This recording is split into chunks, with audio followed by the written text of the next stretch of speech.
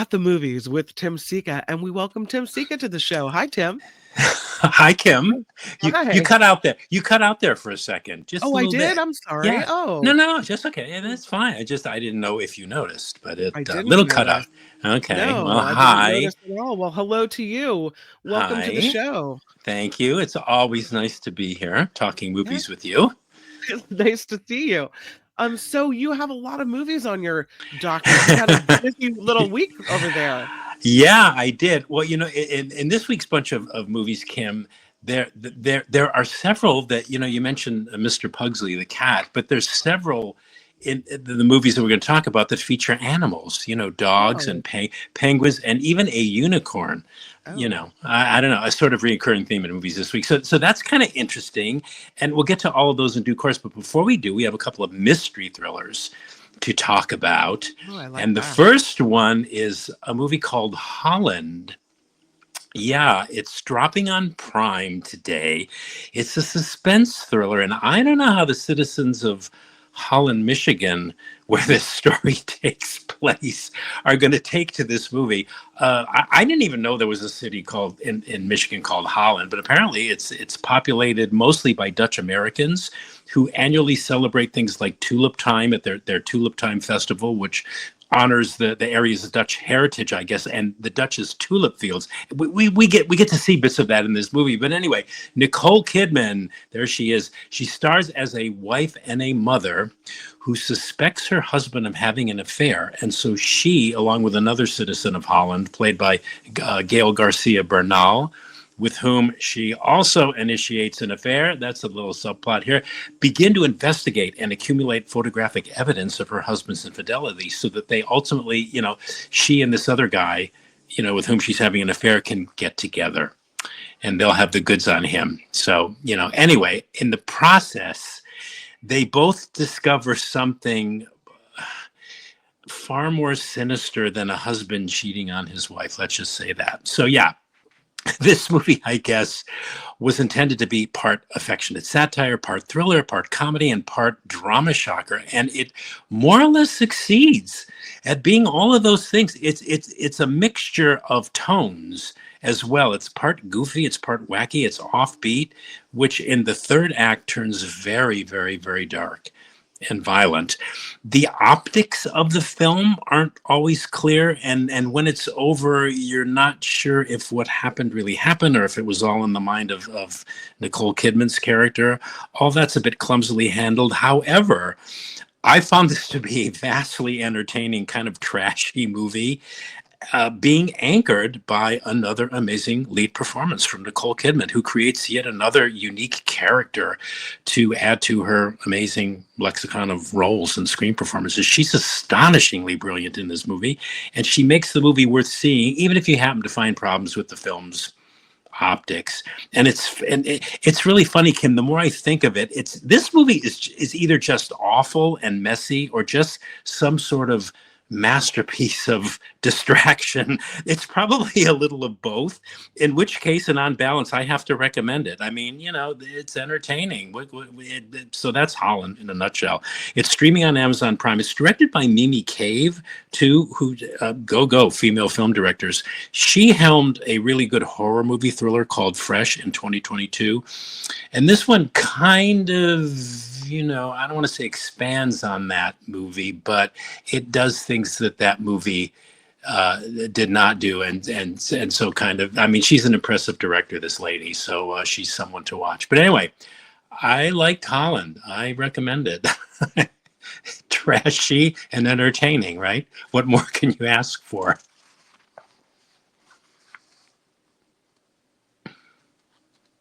Hello. Sorry, I muted myself to cough, and then it took me a second to unmute myself. I was Oh, going to okay. ask you, does it seem like Nicole Kidman is having her big era right now? I mean, I My know she's God. been Well, around for a doesn't long it? time, but Yeah. it's like Yeah. I think. project, movie, show, series, Yeah. one after the other, just hitting us all, and they're all good.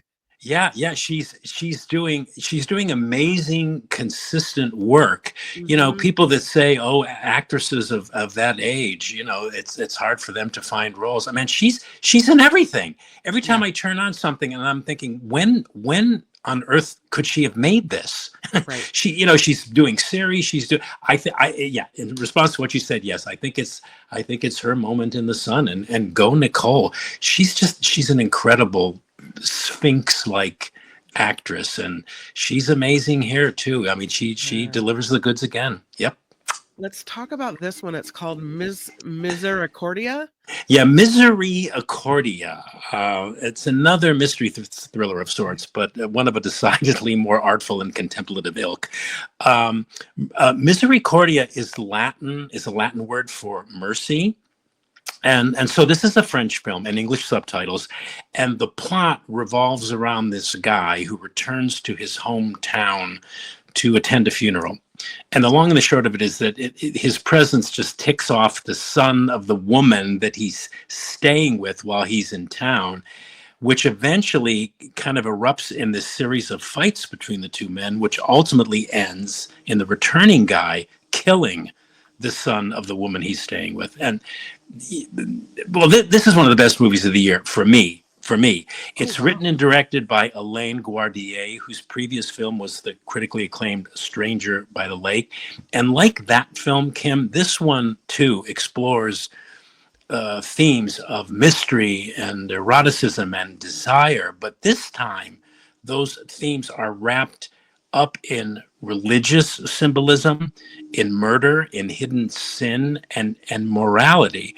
It's tough to zero in on plot specifics without giving too much away. This is a movie that is slow in revealing its secrets, challenging in its pacing, and deliberately, while unfolding, somewhat obtuse at times. You're going, where is this going? What are they? What is this about? But the rewards reaped by the viewer who will just stay the course, they're immense. This is a movie that subverts religious tropes, conventional morality. It explores the limitations of the dispensing of mercy. I'm thinking of the speech, the Portia's speech, her plea to Shylock in Merchant of Venice, where she goes, "The quality of mercy is not strained; it droppeth as the gentle rain from heaven," etc., etc. This movie gives new meaning to that famous theatrical plea. But I'm digressing a bit here. Full disclosure about Misericordia: it's my type of movie, the kind of movie I'm partial to, and I have an affinity for. But in summation, I probably should say that the film's dramatic centerpiece, one of the most provocative speeches and assertions of any movie you're likely to see and experience, it's a controversial speech too, makes this movie a must-see. There's a scene where the town priest, complicit in covering up the murder that occurs in the film, converses with the murderer, wherein he proffers an arguable and arguably convincing case. It's really a rationalization for the willful killing of another person. This scene alone makes Misericordia one of the must-see films of 2025 and one of the best. Yeah, I highly recommend it. I think Michael Snyder reviewed this movie on Mark Thompson's show last week. He did. Mm-hmm. Yeah, he did. And yeah, I don't recall if he liked it or not. Did he? I don't remember either. I don't think he liked it as much as you did. He didn't say it was one of the best of the year. Yeah, okay. Well, there we go. There you go. All right. Well, that's good. From that to the Penguin lessons. The Penguin. This is our first movie of the week that features an animal, a penguin that is rescued by this man. He's on the left. That's Steve Coogan on the left on the poster. He's a teacher of English in Spanish-speaking Buenos Aires in 1976, where a military coup is imminent. The historical backdrop in which this story, based on true events, takes place. This man, a British teacher of English, played by Steve Coogan, he teaches at a private boys' school, and in the beginning, he really just wants to get this woman to go to bed with him, but she convinces him, and he's unwilling. He rescues a penguin from an oil spill on a beach in Argentina, and gradually he and everyone else with whom the penguin comes in contact finds their lives transformed. That sounds so icky, sticky, sweet. Yeah. But not this movie. This is the perfect example of a feel-good movie, The Penguin Lessons is. The balance that this movie achieves between the heart and the head is perfectly calibrated. in the movie. The movie is directed by Peter Cattaneo, who famously helmed the Full Monty of several years back. And by that, saying that the balance between the head and the heart is perfectly calibrated here. What I mean by that is that this is the kind of movie that at any moment could have turned into like an eye-rolling, sap fest, but it Mm-hmm. never ever does. It never devolves into a Spielbergian sentimentality, for example, but it sustains this pure level of true sentiment and deep feeling all through the picture. The penguin in the film. The penguin in the film is beyond adorable. And what also I think makes this movie different, Kim, from other animal pictures is that the story is really about other things in the background, the Argentinian military coup of 1976, the human relationships, what it takes to maintain a democracy. Hello. And the penguin itself becomes the focal point, and I guess an agent of change in a way for the people and the different things that happen within the penguin's orbit. So that was really kind of neat too. So this is probably one of the best family films I've ever seen. It's all those adjectives you would ascribe to a movie like this. It's charming, it's delightful, it's poetic, it's funny, it's sweet. And the sweetness is tempered by Steve Coogan's comic astringency. It's almost like if you sense that the movie, you watch the movie and you're sensing, oh, it's going to get a little icky here. Steve Coogan's look or his reaction or his response cuts right through that. It's like as if to say, nah, that ain't going to happen. Not while the camera's on me. So anyway, it's a lovely, lovely film. It's the perfect family film, and bring lots of Kleenex to this movie. Oh, question. Yeah. Is the penguin AI or is it a real penguin? That's a good question. I think it's a real penguin. I didn't research that, but I suspect it's a real penguin. If it is AI has gotten to the point now where we can't distinguish anymore. I think they used a real penguin. Yeah, Okay. yeah. I But know they're really smart, but it always amazes me in what is it, 2 hours or an hour and a half or whatever long movie that they can get the penguin to do all these things and all these scenes yeah. and Oh well, this penguin. Oh my gosh, you just want one when it's over. I you can't want have this a penguin. penguin. No. I know it's probably illegal, right, to have one as a Oh, I would pet. Yeah, imagine. Yeah, yeah. yeah, yeah. Let's Well, go to okay. this. Yes. Let's Oh, go go to ahead. this one. It is Yeah. the death of a unicorn. Yeah, and now for our second film with an animal in the mix. I guess if you consider a unicorn an animal, they're mythical creatures, but Sure. they're like horses in a way, right? With the Yeah. horn projecting from their head, so a kind of animal. Anyway, oh my God, here's a hell of a movie for the adventurous film goer, let's say, and what it's about. God, it's about so many things actually all rolled into one. But the plot has actors.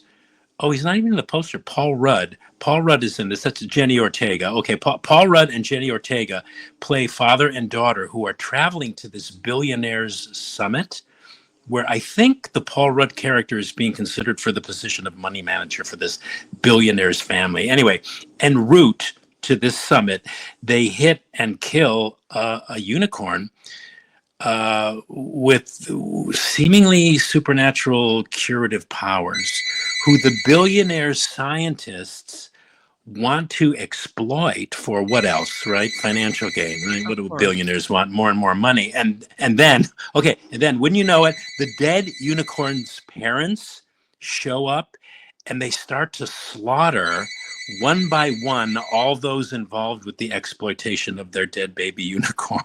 Oh I mean, no. what a crazy premise, right? Well, this is a wild and crazy movie. It's inventive and funny and shocking. It's such a weird mixture too. It's this amalgam of so many different genres. It's like a comedy, it's like a drama, it's like a horror movie, it's like a slasher movie, it's a satiric movie. That it's amazing that it works at all. But not only does it work, it may even be creating its own new genre. Oh wow. The unicorn slasher movie. It's very violent. It gets crazy violent Sure. at the end, but it's very inventive, it's very funny, it's very entertaining. it even functions as a kind of father-daughter yarn, which is interesting, and there's a lot of emotion that comes out of that.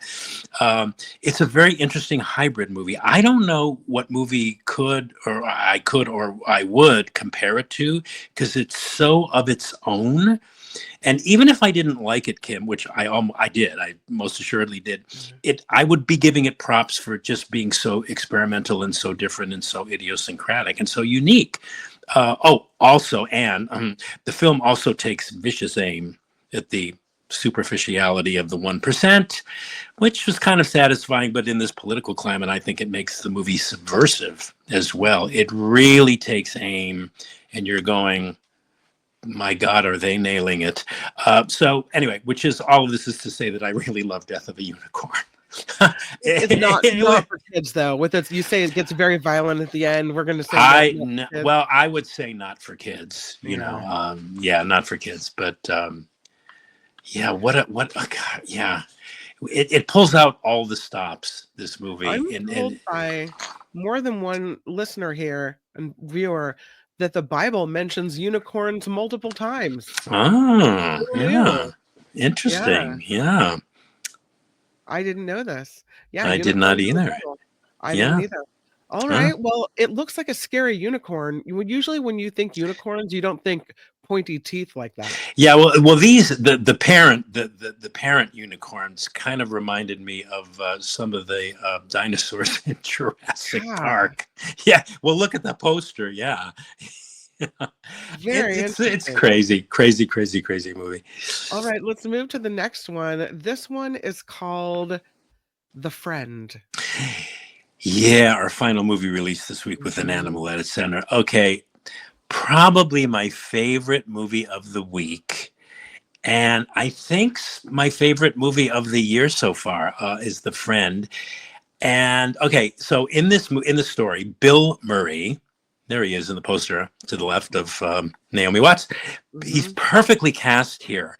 He's doing what he does best, his Bill Murray shtick. He plays a famous writer who commits suicide, and it transpires that he was the friend and the mentor of another writer played by Naomi Watts, who's to the right on the poster there, and she gives an Oscar-winning turn. Her performance is amazing in this, but her character winds up adopting his Great Dane, who is literally in mourning over the loss of his master. You know, people say, "Oh, dogs don't mourn when their owners die." Well, they do, and the dog's name is Apollo. So both she and the dog are mutually grappling with, the death of the friend and the mentor and the master and loss. And in the process, they form this unexpected bond. The story is adapted from a novel, a 2018 Siegfried Nunez novel of the same name. The movie is written and directed by Scott McGehee and David Siegel. They're wonderful filmmakers. And Kim, if they gave Oscars for animal performances, and they used a real dog and no CGI, Bing, the Great Dane, who plays Apollo the Great Dane in The Friend, would win an Oscar hands down. And please, nobody ever tell me that dogs lack a human side. When I emailed you with the list of movies we were going to cover this week, I said that this movie was so affecting that it made me want to rescue a Great Dane. I know they're so big and ungainly, but they're such magnificent creatures. Anyway, my response to this picture, Kim, The Friend, totally subjective. I found it virtually note perfect. It was emotionally powerful. Everything about it loosely but miraculously all hangs together to create this beautiful mosaic of deep feeling. I practically sobbed through the entire second half of this movie. It is so prepossessingly true, emotionally true. It also dealt with turning one's pain and grief into art. It deals with loss and death and the spirituality of animals and our connection to and with animals, how animals connect with us, aging, the pain and anguish caused in the aftermath of a person's suicide. I mean, there's so much kicking around in this beautiful movie that I could talk for hours about it, but the writing is gorgeous. It's supremely acted. Kleenex is definitely a must too. The theater the theater exhibitors who are showing this movie should sell Kleenex in all the theaters playing it. They'd make a fortune. uh, They should but sell little movie tissues, right? yeah, little movie Yeah. tissues. Yeah, but for Little like little now, the little purse packs of movie tissues. They should have yeah, that at the register. yeah, the ones you keep in your, yeah, ladies keep in their purse that you can Mhm. buy in little packets in the stores. But anyway, right now this is probably for now my absolute favorite movie of the year, which my favorite movie either, which I hope folks will remember Oh, around Oscar time.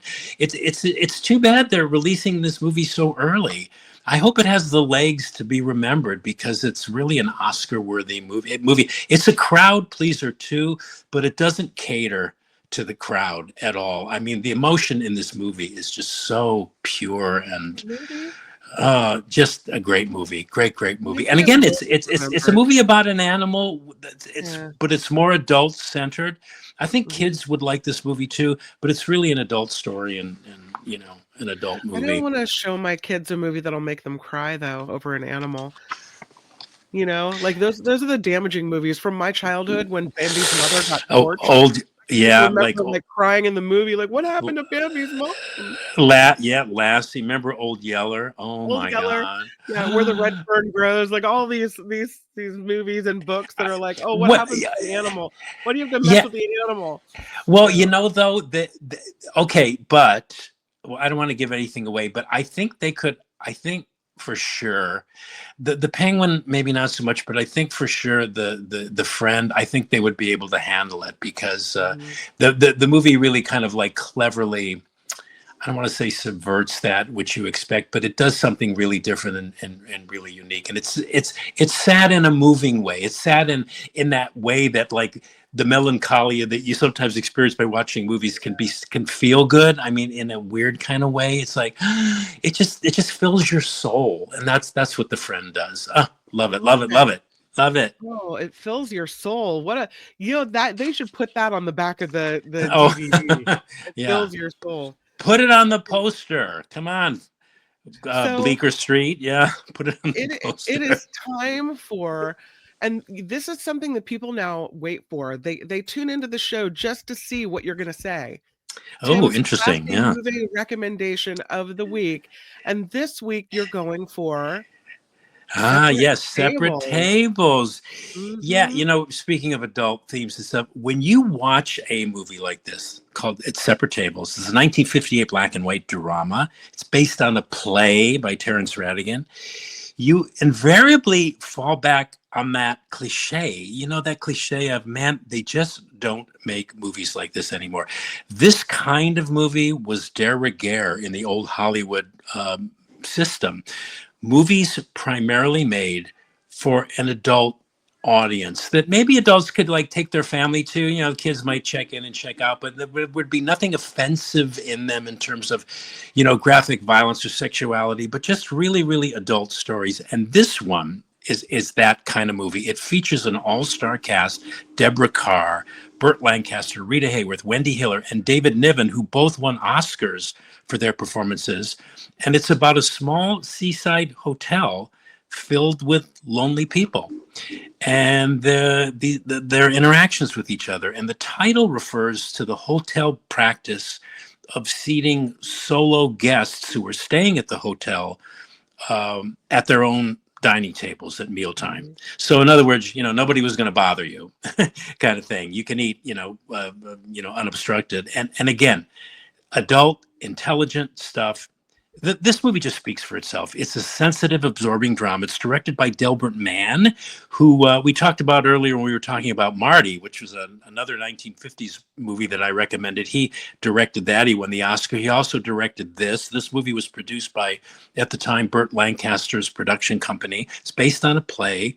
Now, so many plays are based on kind of mediocre movies. Anyway, it's just an exquisite adult drama about loneliness and the inability to connect with other people, which, at least in this story, causes individual lives to further unravel. Again, an emotionally rough movie, but it's also a very emotionally satisfying one. And yeah, I've seen it many times, many times, and I watched it again in preparation for today. I love the pictures of all of the tables. Is it Yeah. mostly does it center in the restaurant, or do they ever go outside the restaurant? They occasionally go outside the hotel where Okay. they're staying, but most of it, yeah, takes place in the dining room or in the lobby of the hotel. But it's funny, yeah, it's funny. Yeah, I was saying it was based on a play, but you never really think that while you're watching it because it's cinematic. It feels and plays like a movie. Sometimes when they adapt plays to film, especially during this time and or especially in the transition from silent to sound, they didn't kind of know how to use the camera. So the movies based on plays were kind of stagey and a little kind of stiff. Not this movie. They learned in those subsequent years how to use the camera to adapt a play to film, and this is a perfect example of that. Oh, And and it's it just great. I mean, the acting is so incredible and looks like I was amazing. gonna say quite the cast of characters here, a lot of big names. Yeah, David Niven there on the left. He won the Academy Award that year for Best Actor, and Wendy Hiller, who runs the hotel, won the Oscar for Best Supporting Actress, and everybody else pretty much there. Deborah Carr, they were all nominated. Gladys Cooper's there, sitting with Deborah Carr and Burt Lancaster, Rita Hayworth. I can't see who's way in the back there. I think that's Kathleen Nesbitt. She plays one of the longtime residents of the hotel, who kind of likes to gossip a lot. I think they So could have done better with the movie poster. yeah, that looks like a typical 50s. Yeah, well, Yeah. yeah, I felt that they But probably felt the that mo they didn't need a lot of splash yeah, the pictures from the movie are make it look so much better than the poster does. Oh yeah, right. The last photo that you showed too, that was Rod Taylor, who Rod Taylor was in The Birds and he was in The Time Machine. Mhm. Yeah, he was a famous actor of the 50s and 60s. Yeah, Very he had a cool. supporting role here. Very good. But the uniform cast is uniformly fantastic. All right, we'll recap it. Thank you, Tim Sika. The first one you talked to us about is called Holland.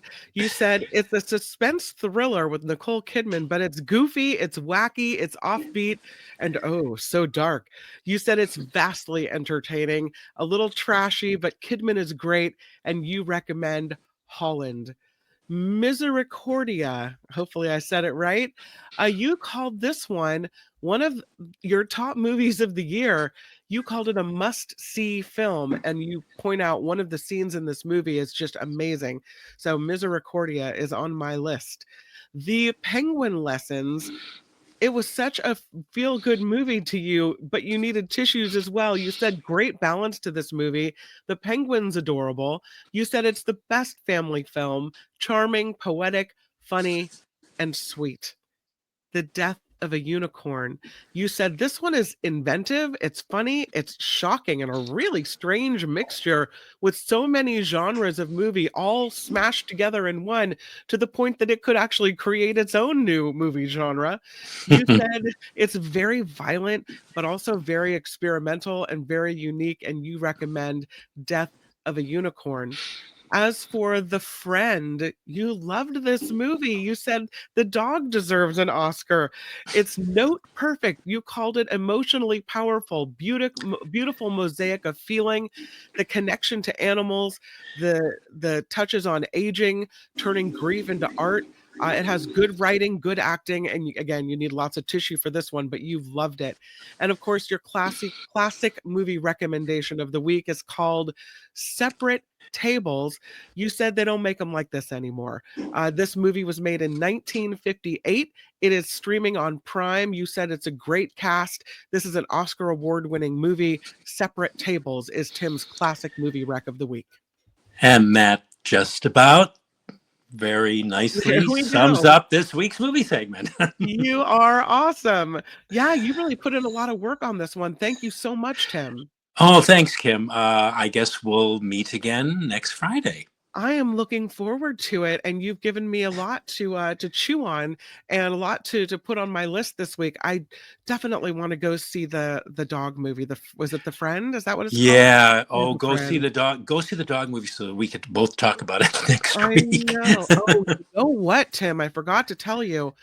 I My husband and I watched Adolescence because of your recommendation. What did you guys think? We Excuse me. What did you think? were Yeah, it was really good, dark, but good, hard to watch this boy Yeah. go through all this, hard Yeah. to watch the anger that surfaces and comes out, and just the indifference and the attitudes of the kids at the school, Yeah. really surprising to me, but also we talked about maybe changes we need to make. Are we doing a good enough job? Are we Hmm. teaching the things that need to be taught well enough? Are we monitoring the Yeah. internet well enough? Like, it Yeah. made us take a second look. You just kind of, you check yourself. It makes you check Yeah. your if Yeah. you have a child, Yeah. you wanna make sure that things that you assume that they're learning that would be things you don't have to teach are things that actually are being taught now.